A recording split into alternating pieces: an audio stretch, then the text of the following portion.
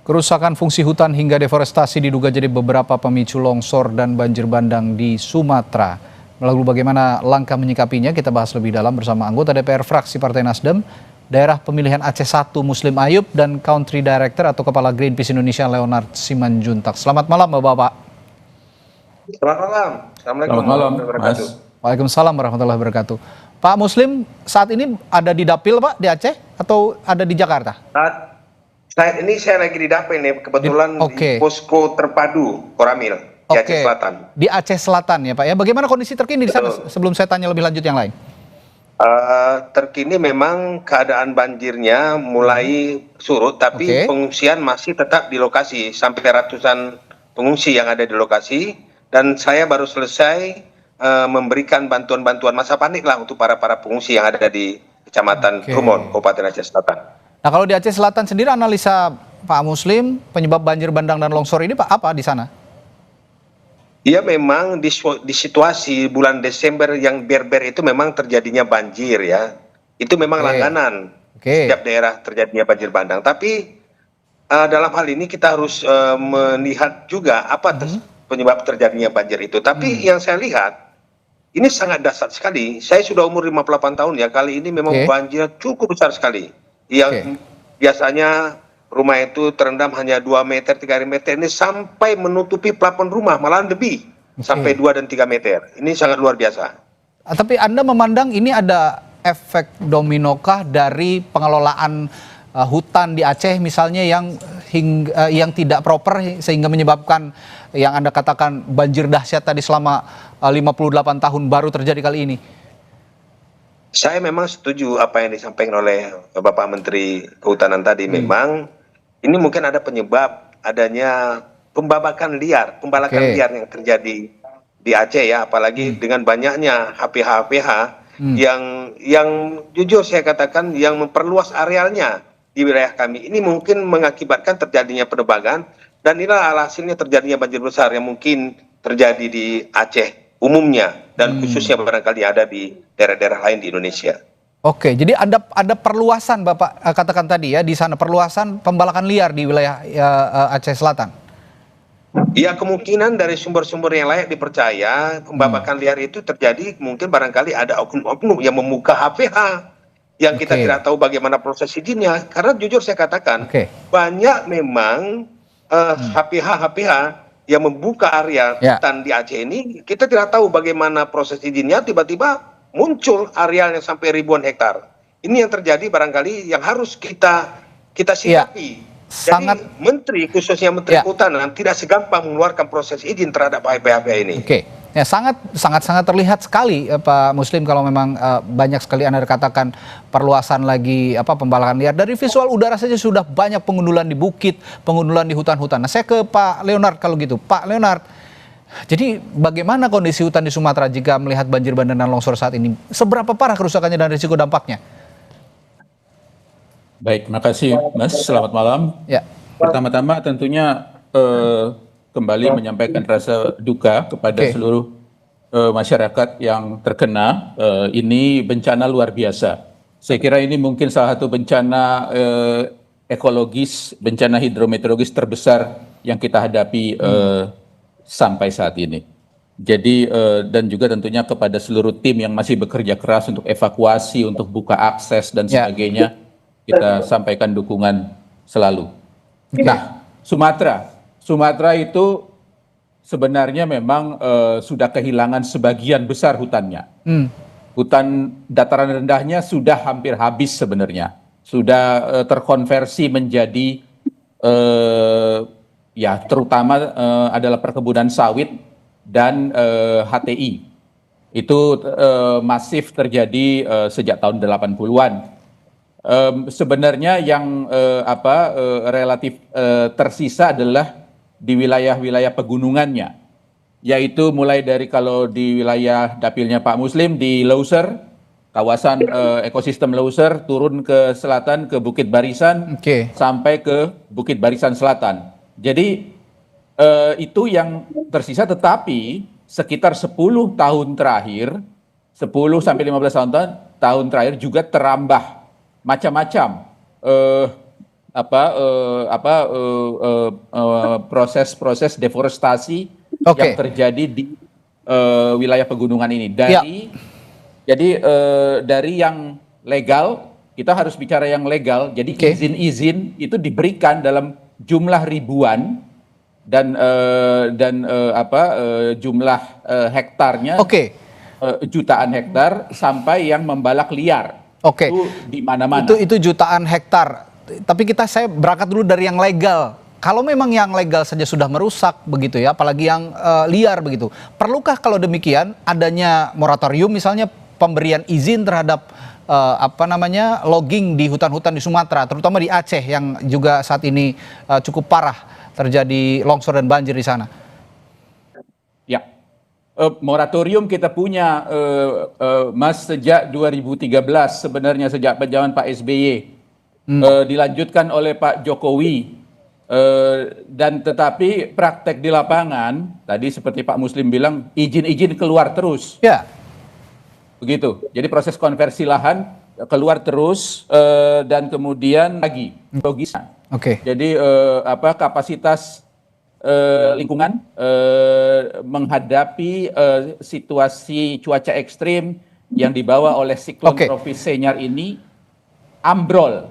Jadi dia jebol sama sekali, sehingga kemudian tidak ada yang menahan luncuran banjir bandang di mana-mana itu. Baik. Gitu. Tanpa bermaksud menuding, Pak Leonard, saya ingin tanyakan, kalau menurut pandangan Anda, siapa aktor utama di balik deforestasi itu? Perkebunan sawitkah, tambangkah, HGU bermasalah, HTI, atau siapa? Siapa yang akan tanggung jawab? Saya akan tanyakan itu nanti setelah jeda di Sapa Indonesia Malam. Tetaplah bersama kami. Masih membicarakan siapa yang bertanggung jawab dengan peristiwa bencana hebat yang terjadi di Sumatera Utara, Sumatera Barat, dan juga Aceh. Terjadi banjir dan longsor di sana. Apakah betul penyebabnya adalah benar-benar deforestasi dan alih fungsi lahan? Dan kalau memang betul, kira-kira Pak Leonard, siapa yang bertanggung jawab?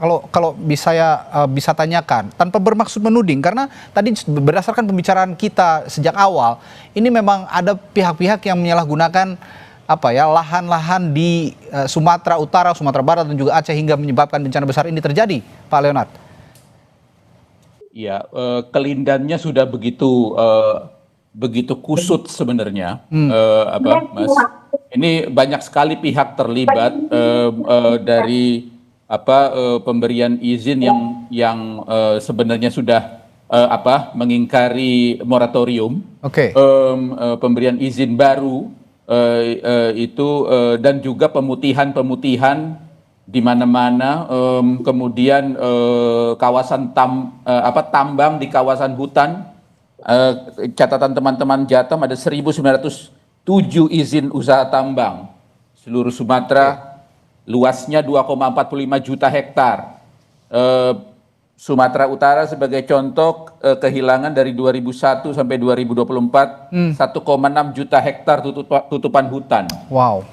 Kemudian sebagian besar daerah aliran sungai di ketiga provinsi ini itu akhirnya sekarang itu kategorinya APL, area penggunaan lain, bukan kawasan hutan. Nah, ini kan proses ini kan kalau sudah APL itu rawan sekali deforestasi begitu. Jadi kita sudah temui banyak kasus kan, artinya dari yang sifatnya manipulasi sampai korupsi, keterlibatannya banyak pihak, dari aktor-aktor negara sampai non negara.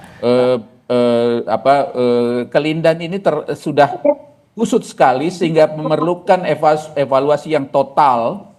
Audit total tentang bagaimana tata kelola hutan di Sumatera ini. Begitu. Kalau Pak Leonard saja sudah tidak bisa menguraikan siapa yang bertanggung jawab karena saking kusutnya benang yang sudah dijahit ini sepertinya. Saya akan tanyakan kalau begitu ke Pak Muslim. Pak Muslim, Anda berada di Komisi 13 yang juga membidangi masalah reformasi regulasi. Apa yang bisa Anda dorong dengan kekusutan yang diungkap oleh Pak Leonard tadi di kasus bencana besar di Aceh dan Sumatera Utara dan juga di Sumatera Barat ini, Pak Muslim? Boleh nggak saya berbicara sedikit masalah banjir besar yang terjadi di Aceh? Yang pertama begini, saya tetap mengatakan kepada pemerintah Republik Indonesia, ini statusnya ini bagi Aceh ya, ini dari 23 kabupaten kota, 18 kabupaten yang berdapat banjir besar. Hari ini saja data per tanggal 30 November 2025, totalnya meninggal dunia 96 orang. Jadi itu hanya di Aceh saja ya? 113 jiwa. Hilang 113 jiwa. Yang mengungsi 62.000 sampai 291 kakak yang mengungsi. Jadi saya berharap ini bukan bencana-bencana daerah lagi nih, ini sudah bencana nasional. Sesuai mungkin barangkali Undang-Undang Nomor 24 Tahun 2007 tentang penanggulangan bencana nasional. Ada 5 syarat itu. Yang pertama, jumlah korban jiwa. Ini sudah luar biasa, sudah sampai 96 orang meninggal. Yang kedua, kerugian harta benda. Yang ketiga, kerusakan prasarana dan sarana. Yang keempat, cakup luas bencananya. Yang kelima, dampak sosial ekonomi masyarakat itu tersebut. Kami mendorong kepada pemerintah pusat untuk menetapkan bahwa Aceh dan Sumatera itu masuk dalam bencana nasional. Itu yang pertama. Dan saya sikapi apa yang disampaikan tadi. Yang pertama, kita evaluasi kembali izin-izin yang sudah diterbitkan oleh kementerian. Karena saya tahu, saya juga memahami juga menyangkut masalah perizinan juga. Saya yakin ada kekeliruan. Ada main mata dengan terbitnya izin-izin ini. Kalau kita lihat dari kenyataan yang ada di lapangan, izin itu tidak sesuai dengan lahan yang dipetakan. Ini kan merupakan sumber persoalan. Misalkan izin ini di pusat, di daerah atau di mana, Pak Muslim? Ini khusus di daerah kami di Aceh. Artinya pemerintah setempat di daerah atau pusat juga yang punya peran untuk menerbitkan izin-izin yang dalam tanda kutip liar ini? Ini pusat, kalau daerah tidak mungkin mau menerbitkan ini, daerah itu masih memikirkan daerahnya. Jadi diri seorang pimpinan daerah tidak akan mungkin dia perjualkan daerahnya untuk menghancurkan daerahnya. Ini adalah pusat. Baik. Ini yang harus juga diperhatikan. Dan saya juga dengar ada beberapa proyek nasional juga yang menyebabkan deforestasi. Apakah betul? Singkat saja Pak Leonard, untuk yang menyebabkan deforestasi di Aceh, Sumatera Barat dan juga Utara ini. Ya, saya confirm Pak Muslim bahwa ini sekarang pusat yang harus bertanggung jawab, karena ini kan kita dalam proses resentralisasi. Sejak Undang-Undang Cipta Kerja semua ditarik ke pusat. Jadi izin-izin itu hampir semua dari pusat. Dan juga memang PSN yang kita tahu sama-sama. Proyek strategis nasional yang saya maksud tadi.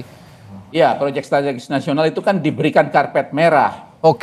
Di mana-mana, artinya environmental safeguard atau perangkat-perangkat perlindungan lingkungan dalam misalnya bentuk AMDAL misalnya itu dilakukan tidak menjadi prioritas. Ini yang diperlukan dari sekarang, aksi tegas dari pemerintah pusat. Kesimpulannya begitu ya, bahwa Pak Muslim dan Pak Leonard sepakat bahwa tidak mungkinlah pemerintah daerah mengorbankan daerahnya sendiri untuk dilanda bencana sedemikian besar. Dan tadi juga Menteri Kehutanan sudah mengatakan harus ada yang dievaluasi, tapi jangan hanya lip service ya. Harus tegas apa tindakan nyata yang harus dilakukan sesegera mungkin agar bencana besar seperti ini tidak terjadi lagi di kemudian hari. Terima kasih Pak Leonard dan juga Pak Muslim telah bergabung bersama kami di Sapa Indonesia Malam. Kita jumpa lain waktu. Sampai jumpa, selamat malam.